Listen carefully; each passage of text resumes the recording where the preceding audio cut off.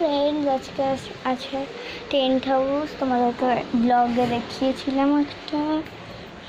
তো আজকে আমি আমার সাথে আছে আমার দিদি। আজকে আমি টেন্ট হাউসটাকে সাজাবো। তো আজকের ওয়েদারটা দেখতেই পাচ্ছ কত গরম আজকে, তার মধ্যে কারেন্ট চলে গেছে। তো চলো এবার এই টেন্ট হাউসটা সাজানো যাক। টেন্ট হাউসটা সাজাবো এবার। তো এর ভিতরে এবার আমি ঢুকছি। এগুলোকে বের করো তো, দেখো এগুলো সবকে প্রথমে বের করে দেবো।